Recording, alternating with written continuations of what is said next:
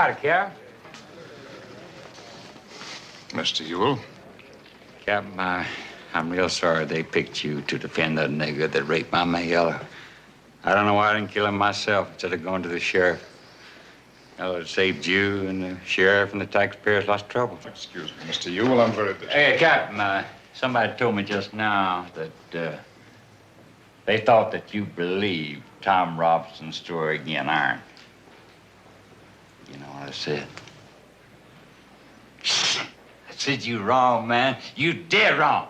Miss Finch ain't taking this story against Iron. Well, they was wrong, wasn't it? I've been appointed to defend Tom Robinson. Now that he's been charged, that's what I intend to do. You taking his story? Excuse me, Mr. Ewell.